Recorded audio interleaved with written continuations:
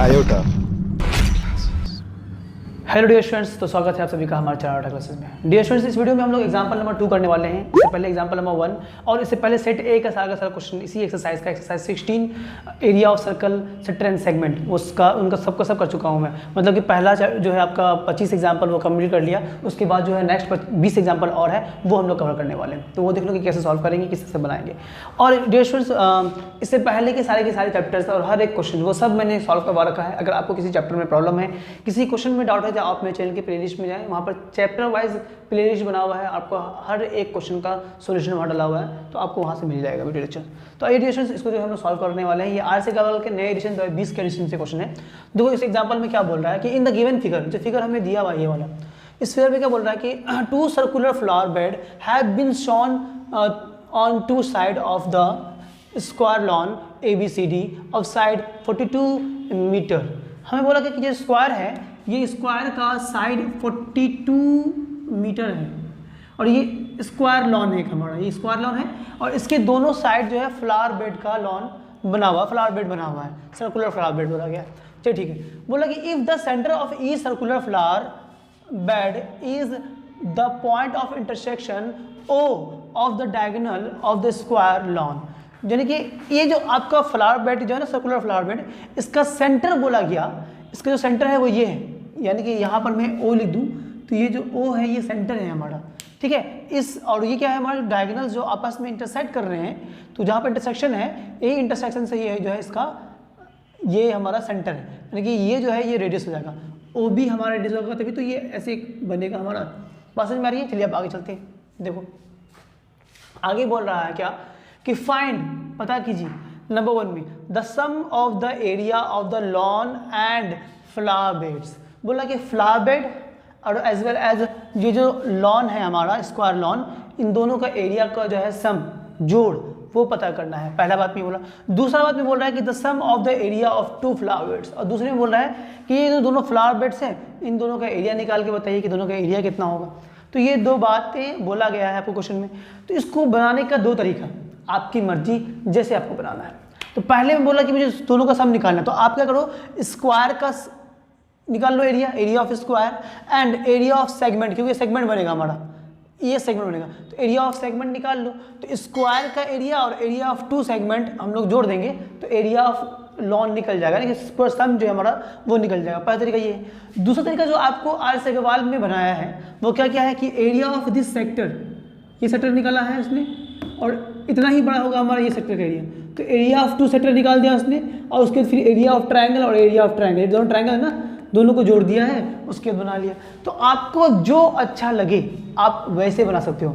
तो मेरे हिसाब से जो आपको बनाना चाहिए, आपको जैसे ऐसे बनाया ना, आप वैसे मत बनाओ, आप ऐसे बना लो कि पहले आप इन दोनों सेगमेंट का एरिया निकाल लो। उससे फायदा क्या होगा, उससे फायदा ये होगा कि आपको दूसरा भी जो है बोला ना कि फ्लावर बेड का एरिया निकालने के लिए, ये फिर आपको निकालने के लिए कैलकुलेशन नहीं करना पड़ेगा। क्यों? क्योंकि वो एक बार में तो आपने निकाल लिया है, उन दोनों को जोड़ दोगे तो आपका निकल जाएगा। बात समझ में आ रही ना? तो इससे आपको फायदा ये होगा। तो इसलिए आप स्क्वायर का एरिया निकाल लो और सेगमेंट का एरिया निकाल के जोड़ दो, तो टोटल का निकल जाएगा। और जब हम लोग सेगमेंट का एरिया निकला रहेगा ही ऑलरेडी हमारा, तो एक सेगमेंट को 2 से मल्टीप्लाई करेंगे, दोनों सेगमेंट का निकाल लेंगे, तो ये हमारा इजी होगा। ठीक है। आप अगर आर सेगवाल के तरीके से बना सकते हैं तो वैसे भी बना सकते हो, मर्जी आपकी है। तो चलो मैं दूसरे तरीके से बना रहा हूँ। आर सेगवाल का तरीका दिया ही वही दिया, अब मैं दूसरे तरीके से बना रहा हूँ। तो उस तरीके के लिए हमको क्या करना पड़ेगा, पहले तो हमको ये आर फाइंड करना पड़ेगा। किसी भी तरीके के लिए हमको ये आर फाइंड करना पड़ेगा। रेडियस ही नहीं मालूम है तो हम लोग कैसे निकालेंगे भैया, इस सेगमेंट का एरिया कैसे निकालेंगे, फिर तो टफ हो जाएगा हमारे लिए। तो चलो पहले हम लोग ये आर निकालते हैं। तो ये आर कैसे निकालेंगे, एक बात देखो, ये है स्क्वायर और स्क्वायर का डायगोनल आपस में 90 डिग्री पे पासिंग करता है, यानी कि यहाँ पर तो 90 डिग्री है। चलो ये बात तो समझ में आ गई, ये 90 डिग्री, ये भी 90 होगा, ये भी आपका 90, ये भी 90 और ये भी 90, सब 90 होगा, है ना। चलिए अच्छा मुझे ठीक है।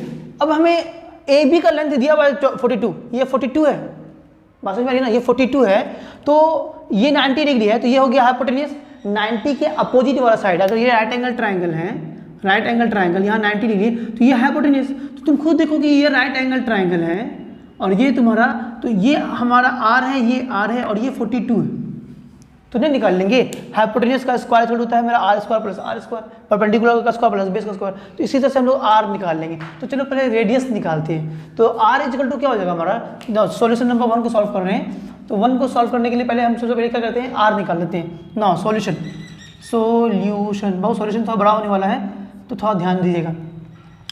तो ओ ए का स्क्वायर प्लस ओ बी का स्क्वायर है ना। इन अब चाहो तो मैं लिख दूँ कि इन ट्राइंगल ए बी कौन सा है, O A B O 90 degree at O पर 90 डिग्री, ठीक है ना। तो क्या हो जाएगा मैडम, तो देयरफॉर ओ बी का स्क्वायर प्लस ओ ए का स्क्वायर इज इक्वल टू हो जाएगा ए बी का स्क्वायर। पाइथागोरस थ्योरम, चाहे तो आप ये रिजल्ट में डाल देना कि by Pythagoras theorem. Pythagoras theorem है, पीटी में नहीं दिया।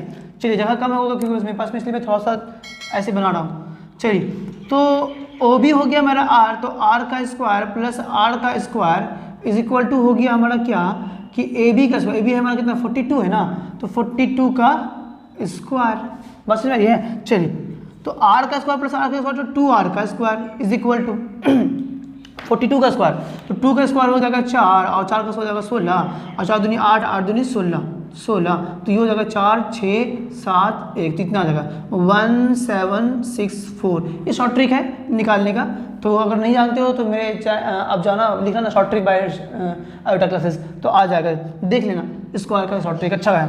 अच्छा उसके बाद इस 2 को भेजेंगे तब तो बाय में आएगा ना, तो यानी कि काट दो 2 से, मैं काट रहा हूँ 2 से, इसको जब काटेंगे तो 2 8 16 है ना, 2 8 16 एक इसमें चला गया, फिर 2 8 16 और 2 दूनी 4, तो यानी कि 882 नहीं आ जाएगा इसका आंसर, यानी कि r square is equal to 882 आ रहा है। हम आर नहीं निकालने जा रहे हैं, हम सिर्फ आर स्क्वायर निकाल रहे हैं। क्यों, क्योंकि हमको आर स्क्वायर का ही काम है, आर स्क्वायर का तो काम है। अब देखो हम लोग सेगमेंट का एरिया निकाल रहे हैं, तो area of segment A E B A ये निकाल रहा हूँ मैं।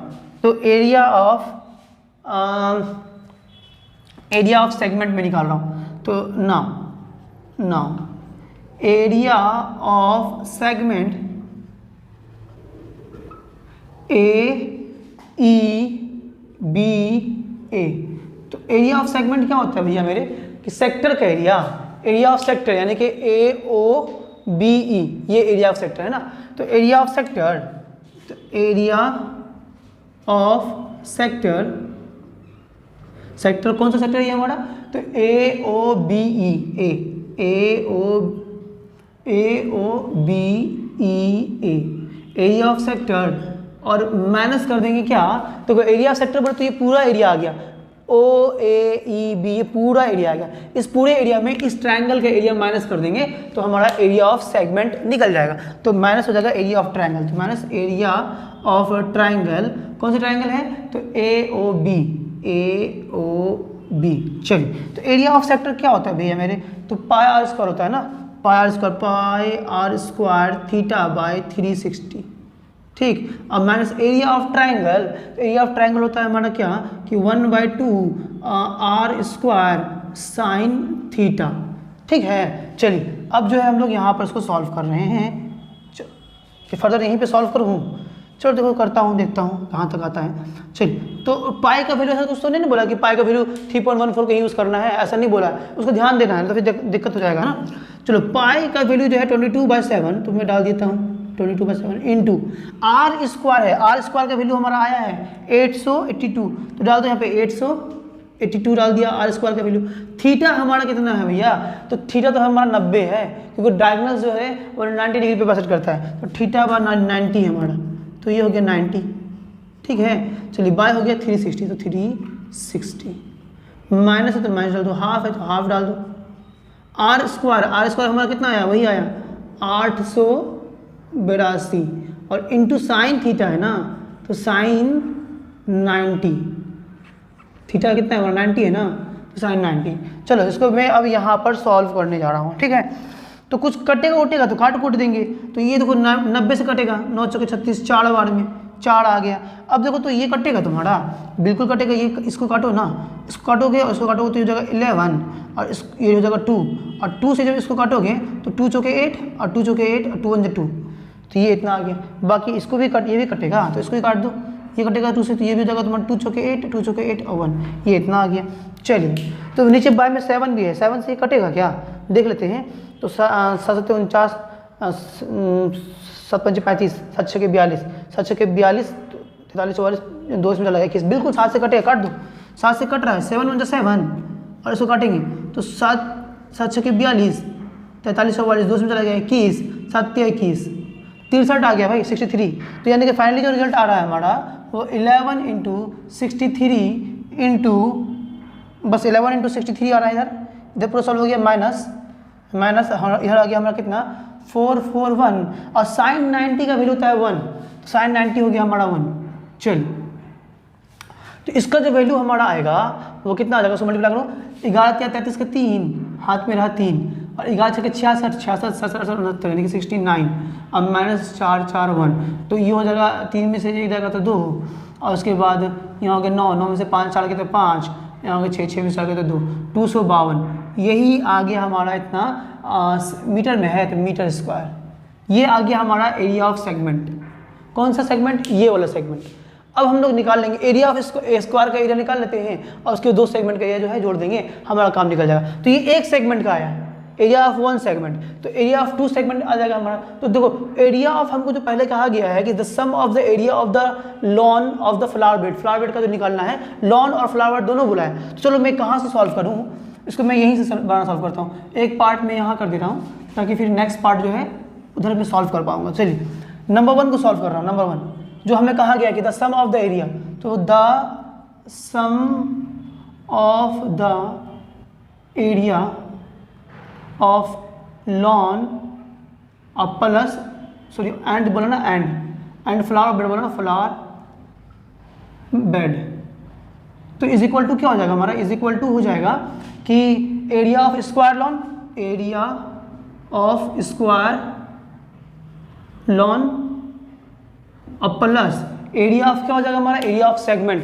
2 सेगमेंट, एरिया ऑफ 2 मतलब एरिया ऑफ फ्लावर बेड, तो फ्लावर बेड है ना हमारा, तो फ्लावर बेड्स का निकालो, तो प्लस एरिया ऑफ 2 फ्लावर